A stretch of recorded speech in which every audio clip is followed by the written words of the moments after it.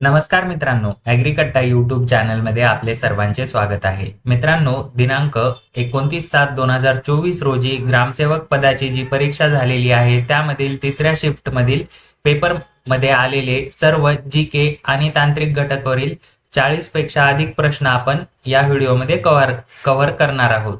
या व्हिडिओमध्ये हा व्हिडिओ थोडा लेंदी म्हणजे 10 ते 12 मिनिटाचा व्हिडिओ होणार आहे, परंतु आपण यामध्ये कुठलेही ऑप्शन न बघता डायरेक्ट प्रश्न आणि त्याची उत्तरे करेक्ट जे आहेत ते बघणार आहोत. चला मग सुरू करूया.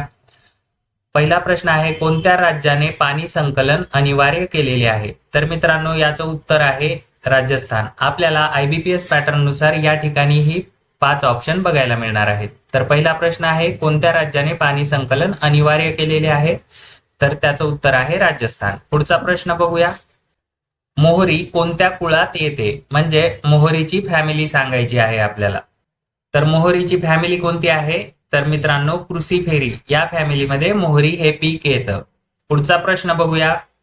अशी कोणती आंब्याची जात आहे जी बीजरहित आहे, म्हणजे सीडलेस व्हरायटी ऑफ मँगो, असा प्रश्न विचारलेला आहे. तर याचं उत्तर आहे सिंधू या जातीच्या आंब्यामध्ये कोय नसते. कोय म्हणजे त्या आंब्याची बी आपण म्हणू शकतो. सीडलेस व्हरायटी ऑफ मँगो म्हणजे सिंधू असणार आहे.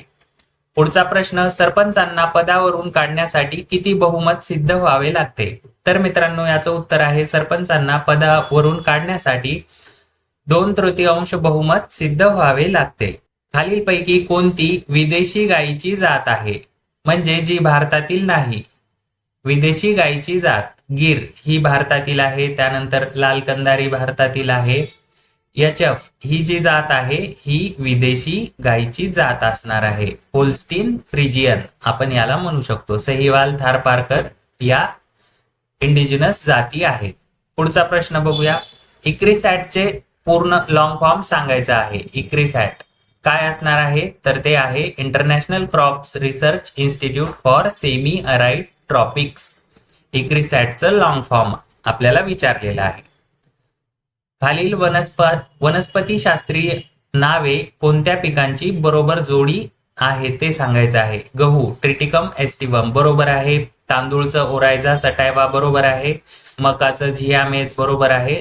तर मित्रांनो, आपलं ऑप्शन डी असणार आहे, म्हणजे वरील तिन्ही जोड्या बरोबर आहेत. पुढचा प्रश्न बघा.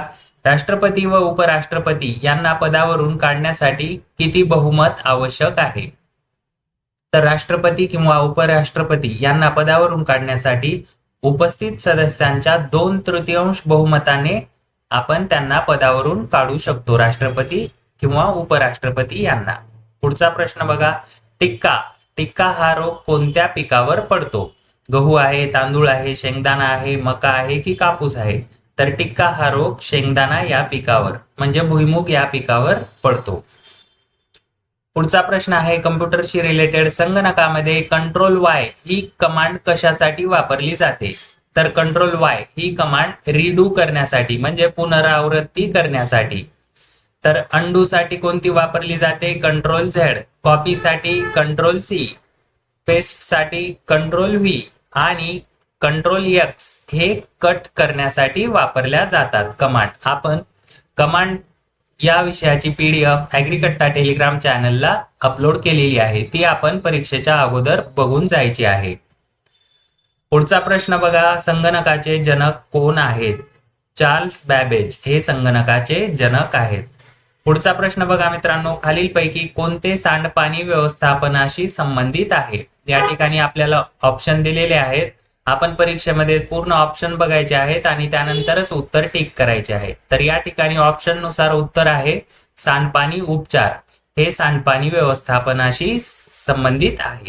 बघा पुढचा प्रश्न. ग्रामपंचायत सदस्यांना किती दिवसाची सुट्टी मिळू शकते? तर ग्रामपंचायत सदस्यांना 15 दिवसांची सुट्टी मिळू शकते. हा डाळिंब संशोधन केंद्र म्हणजे आपल्याला परीक्षेमध्ये संशोधन केंद्र ही विचारले जात आहेत. प्रत्येक शिफ्टमध्ये 1 ते 2 संशोधन केंद्रावर प्रश्न आहेत. यामध्ये डाळिंब संशोधन केंद्र असो किंवा द्राक्ष संशोधन केंद्र असो, असे प्रश्न आपण परीक्षेला जाताना बघून जायचे आहेत. तर हा प्रश्न आहे, केंद्रीय डाळिंब संशोधन केंद्र कुठे आहे? तर ते सोलापूर येथे आहे. केंद्रीय डाळिंब संशोधन केंद्र सोलापूर. मल्लिका ही आंब्याची जात कोणत्या दोन जातीची संकर आहे? मल्लिका. तर आपण लक्षात ठेवायचं आहे, नीलम आणि दशहरी यांच्यापासून जी जात तयार झालेली आहे आंब्याची ती आहे मल्लिका. पुढचा प्रश्न बघा, मध्यम आकाराच्या पाणी अडवण्याच्या बांधामध्ये किती क्षेत्रफळ झाकले जाते? तर मीडियम साईजचा पाणी अडवण्याचा बांध म्हणजे 10 ते 50 हेक्टर पर्यंत क्षेत्रफळ झाकले जाते. पुढचा प्रश्न बघा मित्रांनो, महिलांना पंचायत राजमध्ये आरक्षण देणारी घटना दुरुस्ती. आपल्याला सिलेबसमध्ये दिल्याप्रमाणे ही आपली 73वी घटना दुरुस्ती असणार आहे. यामध्ये महिलांना पंचायत राजमध्ये आरक्षण देणारी माहिती आहे. आंबेमोहर ही कोणत्या पिकाची जात आहे? आंबेमोहर. मित्रांनो, आंबेमोहर ही कोणत्या पिकाची जात आहे? तर आंबेमोहर ही तांदूळ या पिकाची जात आहे. पुढचा प्रश्न बघा मित्रांनो, international crops research institute for the semi arid tropics ICRISAT वर प्रश्न विचारलेला होता. इक्रिसॅटचे लॉंग फॉर्म सांगायचे होते. तर खाली दुसरा प्रश्न आहे, त्याचे हेडक्वार्टर कुठे आहे? तर इक्रिसॅट इज सिच्युएटेड ॲट हैदराबाद, म्हणजे हैदराबाद येथे इक्रिसॅटचे हेडक्वार्टर आहे. पुढचा प्रश्न बघा मित्रांनो, गहू पिकावर कोणते कीटक दाणे तयार होण्याच्या वेळी हल्ला करतात? गहू पिकावर कोणते कीटक दाणे तयार होण्याच्या वेळी हल्ला करतात? तर हेसियन फ्लाय हे आपलं उत्तर असणार आहे. पुढचा प्रश्न बघा, बटाट्यामध्ये ब्लॅक हर्ट हा डिसीज कशामुळे होतो? तर potato black hurt of potato आपण या डिसीजला म्हणतो. तर ते होते ऑक्सिजनच्या कमतरतेमुळे. ऑक्सिजनची कमतरता झाली की बटाट्यामध्ये काळे हृदय म्हणजे ब्लॅक हर्ट ऑफ पोटॅटो हा ऑक्सिजनच्या डिफिशियन्सीमुळे होतो.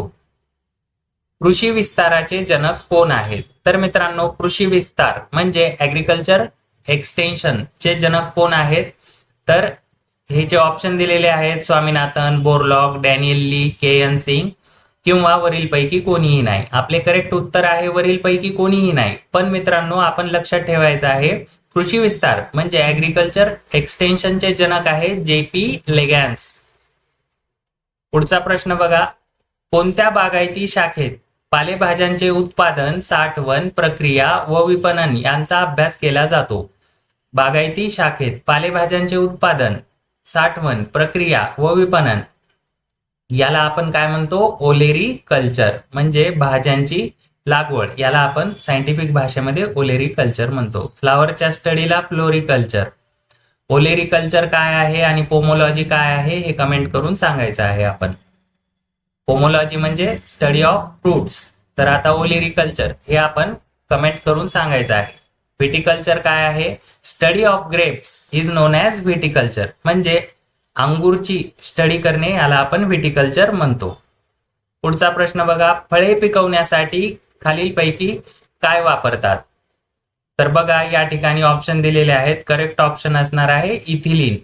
इथिलीन आपण फळे पिकवण्यासाठी आर्टिफिशियल म्हणजे आपण त्यांना आर्टिफिशियली पिकवण्यासाठी इथिलीन वापरतो. नायगाव पॅटर्न पाणी व्यवस्थापनासाठी कोण प्रसिद्ध आहे? तर नायगाव पॅटर्न म्हणलं की आपल्या लक्षात यायला पाहिजे विलासराव साळुंखे. मातीची धूप रोखण्यासाठी कोणते उपाय करता येतात? तर मित्रांनो, मातीची धूप रोखायची आपल्याला तर जंगलतोड केल्यानं होणार आहे का? शहरीकरणानं, खाणकामानं, चराईनं? तर यामधील म्हणजे हा लॉजिकल प्रश्न आहे. आपल्याला डायरेक्ट याचं उत्तर येईल, वृक्ष लागवड केल्यामुळे मातीची धूप रोखल्या जाते. पुढचा प्रश्न बघा, पावडरी माइल्ड्यू हा रोग सर्वप्रथम वनस्पतीच्या कोणत्या भागावर दिसतो? पावडरी माइल्ड्यू हा रोग कोणत्या भागावर दिसतो? तर खोडावर दिसतो की पानावर की फुलावर की मुळावर की फळावर? तर प्रथम पावडरी मिल्ड्यू हा रोग पानावर निदर्शनास येतो. मित्रांनो, हा प्रश्न बघा, आपण ज्या जिल्ह्यात मधून फॉर्म भरलेला आहे त्या जिल्ह्याशी रिलेटेड आपल्याला परीक्षेमध्ये 3 ते 4 प्रश्न बघायला मिळत आहेत. यामध्ये जिल्ह्याचे कलेक्टर कोण आहेत म्हणजे जिल्हा अधिकारी, त्यानंतर SP कोण आहेत, त्यानंतर DYSP कोण आहेत, CEO कोण आहेत, BDO कोण आहेत त्या तालुक्याचे, अशी सर्व माहिती आपण बघून जायची आहे ज्या जिल्ह्यामधून फॉर्म भरला आहे. त्यानंतर पालकमंत्री, तसेच जिल्ह्याचे क्षेत्रफळ. या ठिकाणी आपण बघू शकता यवतमाळ तालुक्याचे क्षेत्रफळ विचारले आहे. या प्रश्नाचं उत्तर आपण सर्च करून जायचं आहे. हे बरोबर आहे किंवा नाही याबद्दल साशंकता आहे. पुढचा प्रश्न बघा, यवतमाळ जिल्ह्याचे किती भौगोलिक विभाग आहेत? हा जिल्हा विशेष मध्ये आपण कव्हर केलेला आहे. तुम्हाला जिल्हा विशेषची पीडीएफ ऍग्रीकट्टा टेलिग्राम चॅनलवर मिळणार आहे, ती आपण बघून घ्यायची आहे. मराठा राजघराणे कोणते आहे खालीलपैकी? तर या ठिकाणी बघू शकता आपल्याला ऑप्शन दिलेले आहेत. तर होळकर, सिंधिया, भोसले आणि गायकवाड हे चारही आपले मराठा राजघराणे आहेत. त्यामुळे वरील सर्व आपलं करेक्ट उत्तर असणार आहे. पुढचा प्रश्न, छत्रपती शिवाजी महाराजांच्या नौदलाचे प्रमुख कोण होते? तर या ठिकाणी बघू शकता छत्रपती शिवाजी महाराज यांच्या नौदलाचे प्रमुख हे कान्होजी आंग्रे होते.